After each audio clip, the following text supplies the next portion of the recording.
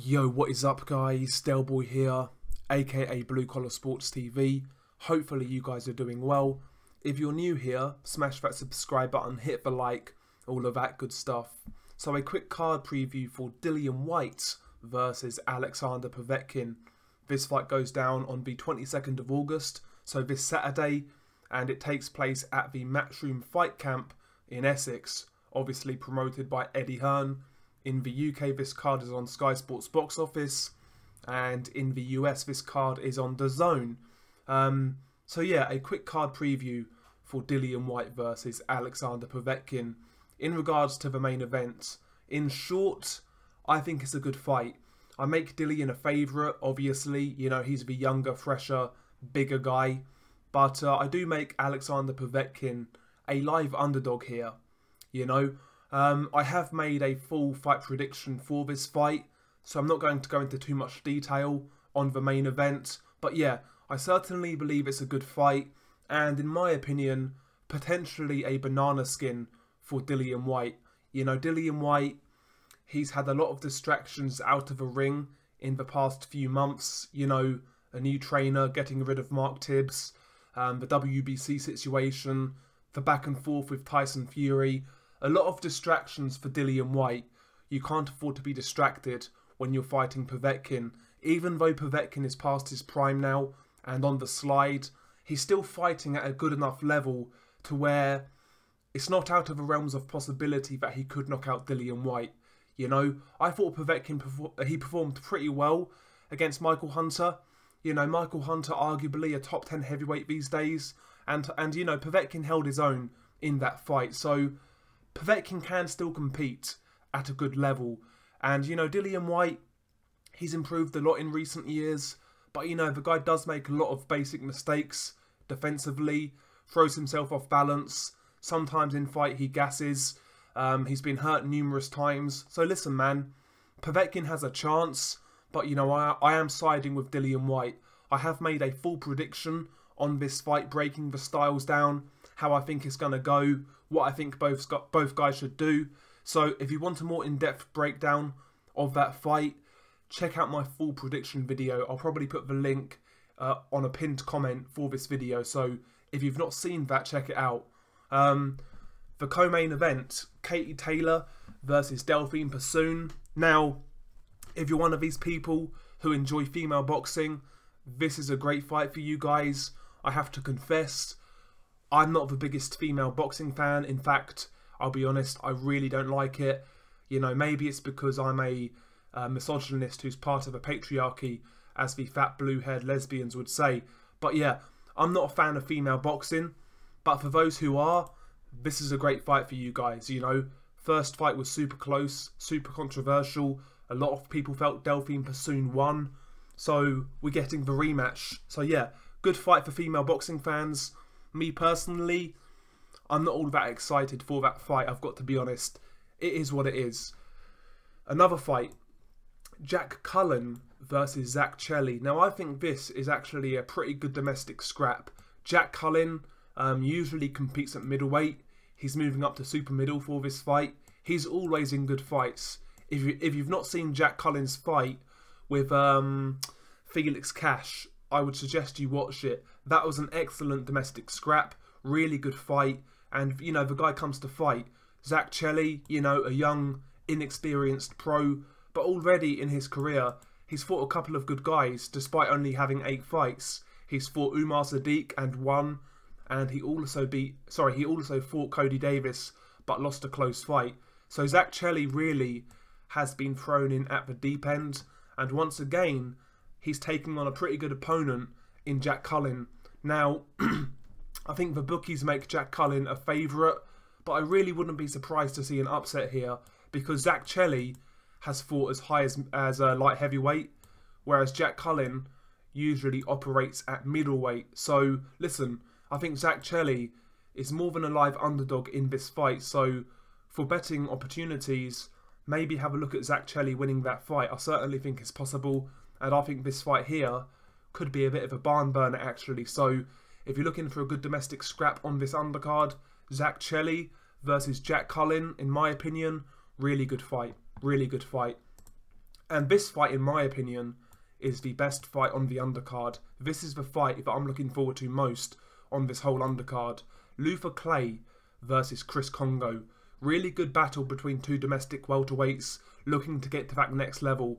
Now, when you look at both guys, Luther Clay, he is certainly more proven and he's more experienced. As you can see, he's had more fights. He's had 14 fights, whereas Chris Kongo's only had 11 fights. And also, Luther Clay has fought better competition. He's fought abroad in Latvia, Italy. He's beaten some good guys with good records. So he's been stepping up, whereas Chris Kongo has only really been fighting journeymen. So this is a big step up for Chris Kongo. There's a lot of hype around Chris Kongo. A lot of people in the trade really rate Chris Kongo. So this is his big moment or his coming out party. Is he going to do it or is he going to come unstuck? Really interesting fight. You know, I'm kind of, I wouldn't say I'm on the fence about this fight. I'm leaning towards Chris Kongo just based on what I've heard. I have seen Chris Kongo fight a few times as well. He's like a gangly, awkward welterweight. Seems to carry some power, quite quick. And yeah, the people in the trade really rate Chris Kongo. There's a lot of people out there who believe this guy could be the best welterweight prospect in the UK. You know, I've seen that opinion from quite a few people. So I'm actually interested in seeing Chris Kongo in this step up. This fight is also actually for the WBO global welterweight title, whatever that means. You know, it's for some sort of title. It's a really good scrap between two young welterweight prospects. You know, these sort of fights, you know, can really take off and become barn burners, really competitive fights. That's what I'm hoping for, but we'll see. I am leaning towards Chris Kongo. I think overall, he seems a little more dynamic. I think he hits harder. He's the bigger guy. And ultimately, I do believe the guy's got a higher ceiling than Luther Clay. Luther Clay, he's a pretty well-rounded fighter, but he's one of those fighters where I don't really see him getting to that next level. I don't see the X factor there with Luther Clay, but it's a good fight. It's a good test for Chris Kongo, and obviously a big opportunity for Luther Clay. You know, Chris Kongo goes into this fight the favourite, so he's the underdog, believe it or not. So yeah, really good fight there between Luther Clay and Chris Kongo. Looking forward to that one, I really am. And last but not least, we have Alen Babic versus Sean Del Torrell Winters. Now, Alen Babic is a heavyweight prospect, as you can see. Only 3 fights. He's actually managed by Dillian Whyte, and he's actually been sparring Dillian Whyte in his preparations for Povetkin. So he's been getting good sparring, and you know, this is his opportunity to really shine. I actually think his opponent is quite a big step up for your 4th fight. Sean Del Torrell Winters, he is most known for fighting Joseph Parker earlier this year. He did get knocked out in that fight, but in my opinion, at times, he was acquitting himself quite well, you know. He was showing some nice slick movement, some good hand speed here and there. He was managing to tag Joseph Parker here and there, you know. He did okay at times in that fight. And also, Sean Del Torrell Winters, he actually knocked out Alexander Teslenko, who was once a highly touted heavyweight prospect. So, listen, Sean Del Torrell Winters has beaten prospects in the past, and, you know, this is a big step up for Alen Babic. So, I think that fight could be quite interesting, actually. I'm not really sure what to make of Alen Babic. I've really not seen enough. I've seen a couple of his fights, but, you know, they were quite short fights, so, and they was against real low-level opponents. It's really hard what to make. It's hard to know what to make of Alen Babic. You know, stylistically, quite aggressive. You know, comes forwards. I don't really see a guy with like a massive skill level there, to be honest. So, listen, potentially this could be an upset. This one, Sean Del Torrell Winters versus Alen Babic. This could definitely be an upset. So yeah, that should be a good fight as well. A good little step up fight for Alen Babic. But yeah, a decent card overall. Not the strongest pay-per-view card I've ever seen. You know, not the strongest, but it's solid. It's solid. It's got a good main event. You know, the people who like female boxing will love the Katie Taylor fight. And yeah, I would have liked a couple of more high-level fights on this card, to be honest. Originally, this card was supposed to have Martin Bakole versus Sergey Kuzmin. I think if that fight was still on the card, this would look a little better. As good as Zach Chelli versus Jack Cullen is, should that really be on a pay-per-view card? I'm not really convinced. But yeah, I think this card really needed one more sort of high-profile fight. You know, one more really interesting fight at a higher level to make it really pay-per-view worthy. But, you know, that's just my opinion. Am I going to buy it? I'm not sure yet, to be honest with you. I'm not sure. But yeah, overall, a pretty decent card. Not the strongest, but not the worst. Yeah.